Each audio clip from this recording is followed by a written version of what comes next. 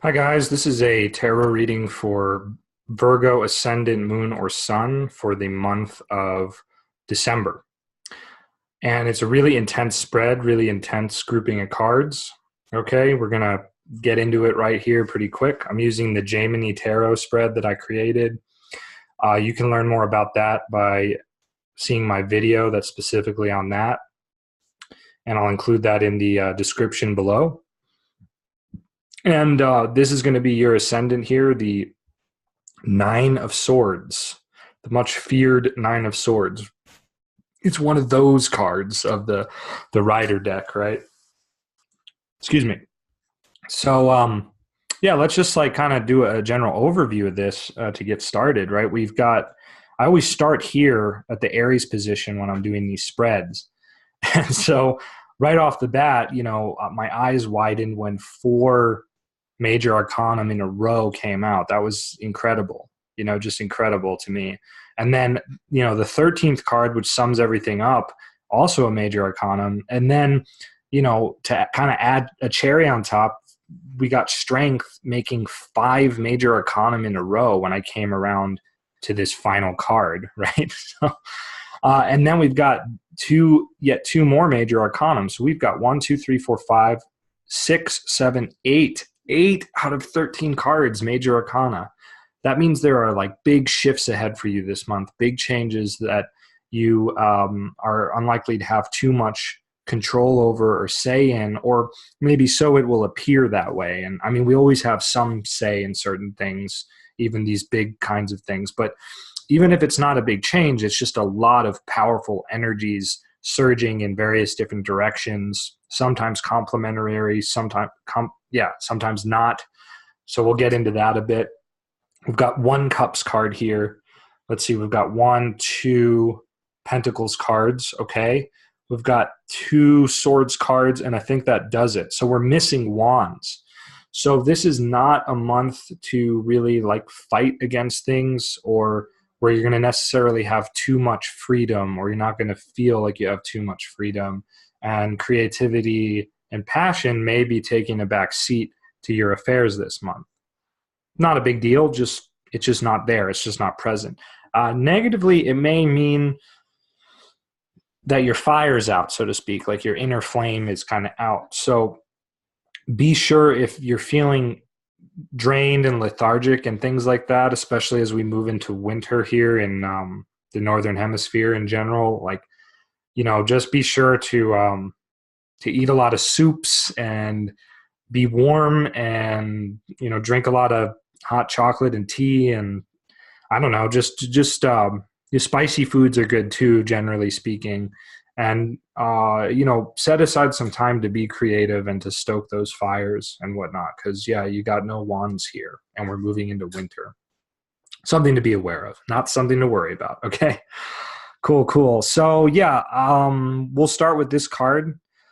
On some level, it looks like you're going to be dealing with like grief or guilt or a feeling of like, I'm not good enough. And I get the sense that it's like, I'm not good enough for this, the 10 of Cups, which is like supreme fulfillment and love and happiness and beauty in the world and celebration and all that good stuff. This card is in the 12th house of this spread, because this is the ascendant, remember? And we move clockwise. So this is the 12th house, and it's upside down. So there's some blockage to it. There's some trepidation.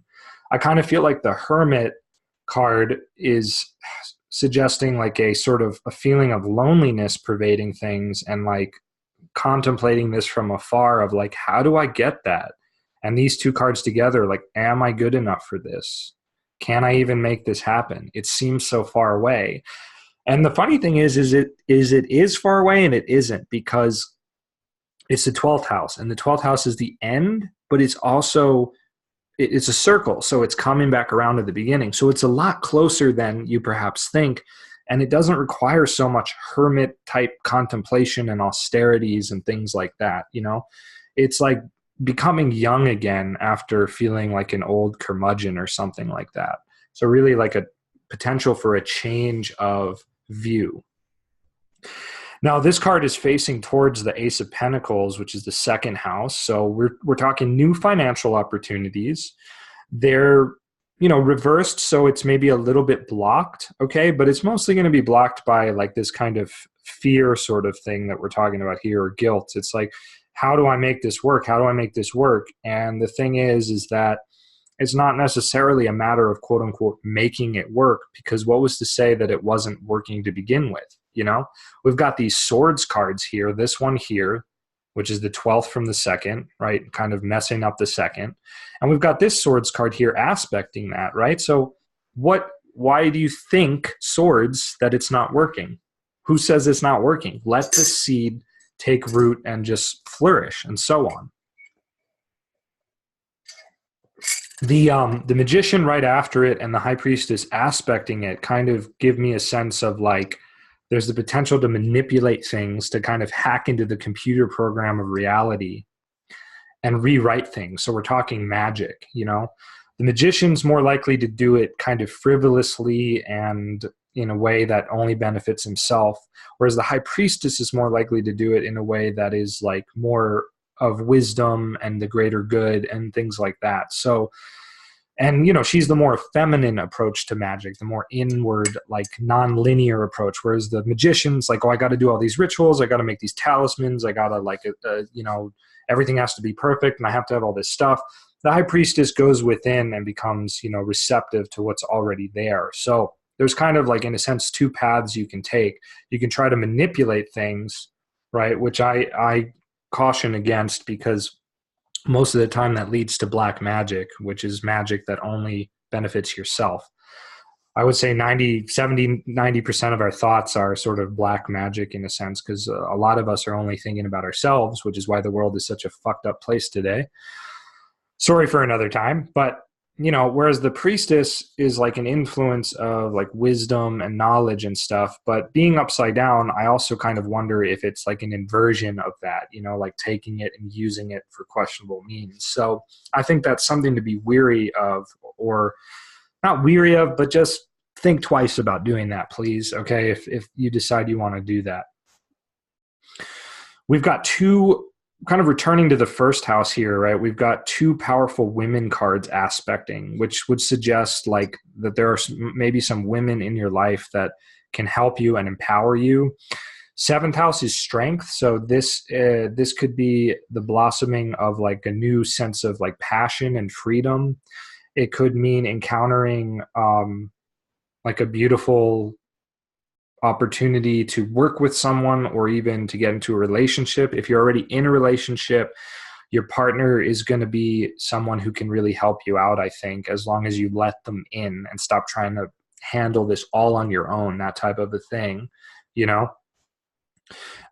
for women who are interested in men, this could just be like a reawakening of passion, or like a new freedom in your sexual expression and stuff like that. And especially with the Empress also playing into the scheme there, it's a lot of good empowerment stuff for women, which is great. And also speaking for those Virgo women who are watching this, there's a potential of like, just getting more into like a passionate, luscious, and the world involved too, like almost innocent kind of way of being, and sort of leaving behind almost like a Victorian era style prudishness or image of like, oh, I'm sophisticated, I'm mature, I can't possibly go do that or be like that or something, referring to more like, free love, or I don't know, just like transgressing like social taboos of sexuality or something.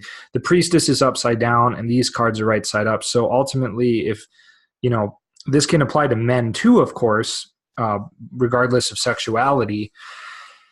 But I really see it for the women Virgos watching this as like, this is a great opportunity to like open yourself up to like love and passion and beauty, and to embrace a side of your femininity that perhaps you haven't yet embraced. And it's sort of like getting out of your head, getting out of tradition and whatnot. So that's cool. That's really cool. That's like really inspiring, actually. So we can all take a page from that, even if like me, you're a man or whatever. Another thing I forgot to mention is with the second house here and money and whatnot, new financial opportunities. This is kind of an auspicious aspect of this card, kind of helping it along. There's like an optimism that you can tap into, and that's maybe pervading things. It could also signify like having too high of an ideal and feeling like, oh, how do I get from here to here or something like that, you know? So it can be a little like that. It can also be too much of an influence of like, well, I want to do stuff that makes me feel good for money. And so, you know, if this had been the 10 of Pentacles, it would really have been like much, much, much more harmonious and auspicious, because 10 of Pentacles is prosperity, supreme prosperity and stuff that you've worked for in accordance with the principles required to get there. Whereas 10 of Cups is more like, you know, it puts more of the emphasis on the emotional prosperity at the end of the journey. And the Ace of Pentacles doesn't necessarily care about that, right? So you may have to compromise a little bit this month and in what's to come. If you want to tap into these potentials, you may have to just put this aside for a moment. Okay, so jolly good. Let's continue on. The Magician here, third house of efforts and exertion and obstacles and whatnot. So this is, again, it may represent the propensity to like tamper with things that you maybe are better left alone. I'm also thinking of it. Well, I'm kind of jumping ahead. Maybe I'll come back to this, but like in terms of third and ninth are about our relationship to the divine. This is the more personal relationship to the divine. This is the more impersonal relationship. And they're both upside down. And of course, death is aspecting this one and behind this one. So there's kind of like a change of heart or a change of understanding that is potentially here, a dissatisfaction with something like a piece of wisdom that you maybe understood one way. You may be starting to radically rethink it.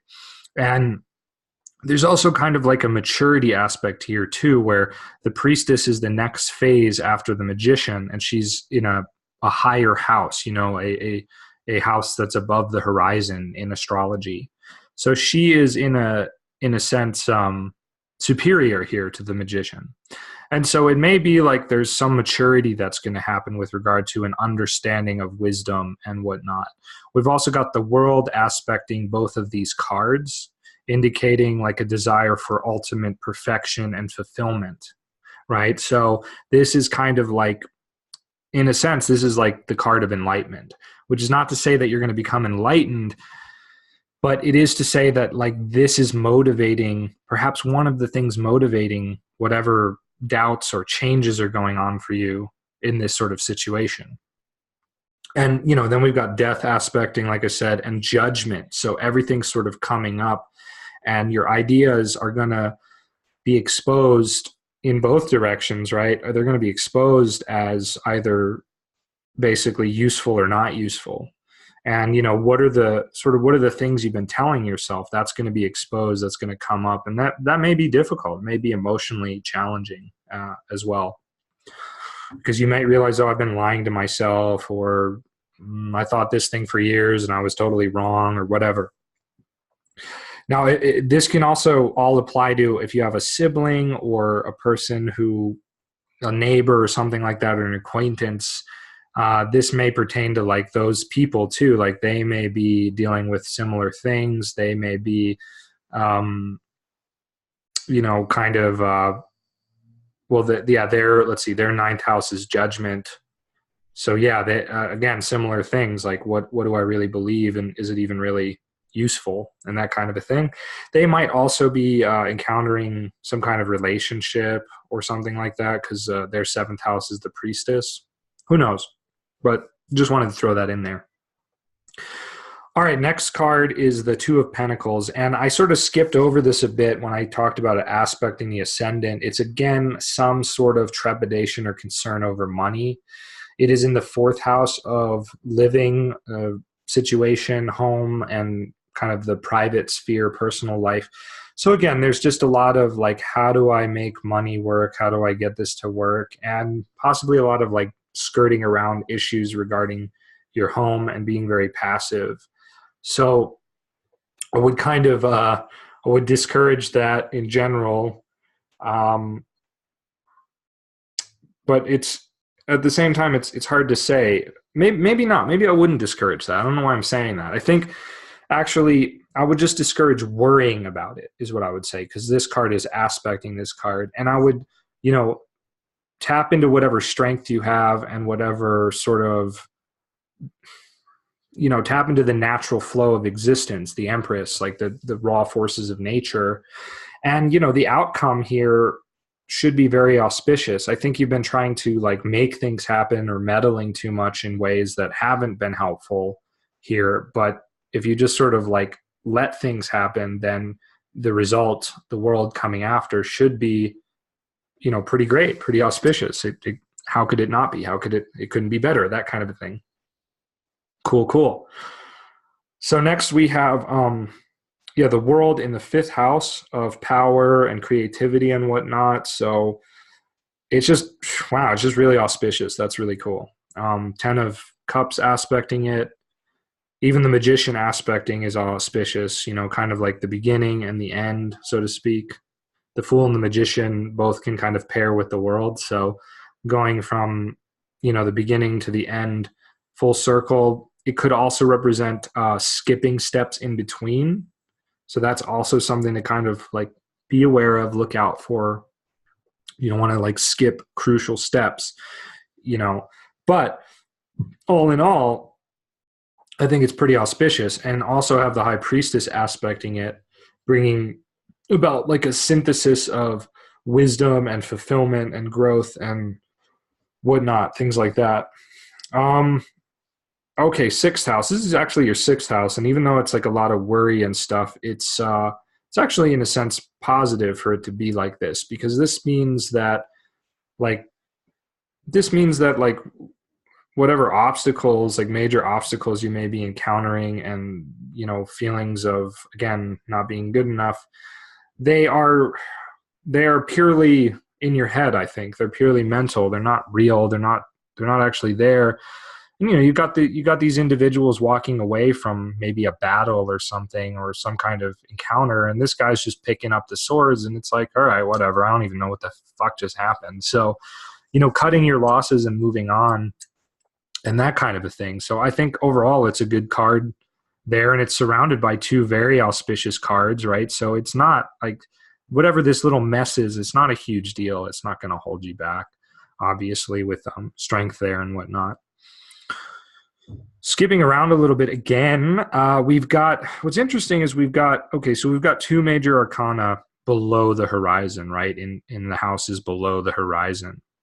But we've got most of the major arcana in houses above the horizon. And of course the Hermit just sits in the center. But we've got, 1, 2, 3, 4, 5, if you want to do it that way, which I think makes sense because it starts with the 7th house proper. So 5 above the horizon. So big emphasis on your public life, on doing things with other people, on being involved in the world. That's really where the biggest change, I think, is happening for you, on how you're involved in the world. And let's see if we can discern more about what that is. You've got Death in the 8th house. Perfect, right? Because 8th house is about transformation, and so is the Death card. So there's a big, powerful transformation happening for you, and all you've got to do is make sure that, you just open yourself up to it in a positive way and don't get in the way, and you'll be fine. I think that's really, really cool. What's aspecting it? Dinky little 5 of Swords, 10 of Cups, and the Magician. So what could be holding it back? Well, again, mental exasperation could be holding it back. Futzing around where maybe you shouldn't be could be holding it back, or just not taking it seriously enough, and getting distracted. Yeah, these are both kind of distraction cards. Just like make the leap, stop getting distracted. And this card could be like, in this situation, just this perhaps one part of the reading some sort of nostalgia or family thing that's holding you back, very possibly, you know, because it is in the 12th house, it is upside down, and it's not really going to mesh with the death card. It's going to, you know, either whether this is an ideal for like a perfect world or it's like a reminiscent thing, because again, it's in the 12th house of how things used to be. This could hold you back from this grand ultimate change and power and so on and so forth. Death is headed towards the 9th house, the high priestess. Death is heading towards a radical reinterpretation of your relationship with the divine and so on, as we've already talked about.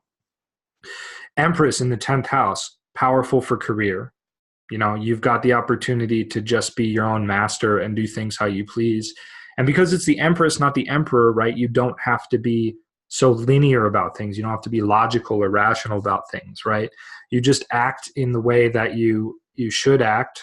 Or no, sorry, not should, but you act in the way that feels good for you to act. You do what you want and so on, and you're going to be fine, right? The only things interfering with that are, again, this sort of like worry over money thing, or this feeling of like not being good enough or having some kind of guilt. But hey, the Empress is way more powerful than either of these cards, and so is Strength. And Strength is the 10th from the 10th house. So in the 7th, 10th from the 10th house. So again, it's just adding to a lot of positivity over career matters and stuff. Judgment is peculiar. This is the final card that we haven't talked about. Judgment is definitely peculiar. It's aspected by 5 of Swords, Priestess, and Magician. So what the heck is this doing in the 11th house of hopes and wishes and stuff? Well, perhaps it means you're going to be really questioning. No, this isn't a card of questioning. This is just a card where like your hopes and dreams are being brought to the forefront, and you are perhaps being put in a position where you may be judging those hopes and dreams too harshly, which is again why this is coming after upside down. You know, it's like, oh, well, I can never have this, or something like that. Or you just may be, I don't know, it may just be like judging your hopes and ideals too harshly. What you're going to gain, right, from your actions and your publicity in the world and stuff may also be some degree of controversy. There may be some kind of, I don't know, you maybe create some kind of controversy or something and get called out on it, right? The angel is like calling you out, calling these people out of their graves where they've been hiding. So, you know, your secrets may all come forth or something like that, and may be made public. Who knows? I don't know. I'm not, you know, the aspects to it, I don't know. I'm not really getting too much of a hit off those. I don't think it's like super important, but you can always contemplate that for yourself further and see what you think. In terms of friendships and things like that, if you have any, you know, good friends in your life, they might also be going through a difficult time or just an upheaval of some sort, where everything in their life is just coming to a head, coming forth and so on. And I'll use the aspects here, you know, maybe their ideals have been sort of, because this is their 11th house, have been turned upside down. Maybe they're, oh God, I'm bad at counting this. 1, 2, 3, 4, 5, 6, 7. 8th house. Yeah, maybe they're just having some issues in terms of that aspect of, like, again, just judging themselves too harshly or creating conflicts. And with this card, which is the 5th house, they may be meddling with things they shouldn't have been meddling with, and so something's happening with them. Don't know. But, you know, all things to keep in mind, and I encourage you to explore this spread some more for yourself. It's a very powerful, intense, dynamic spread, and I wish you luck in your journey ahead this month. Don't forget to subscribe, like the video, share it around. Check out my website for professional readings, and, you know, find me on Facebook, Lars Pinaro, Heavenly Branches, and all that good stuff. Have a great month. Okay, see you guys.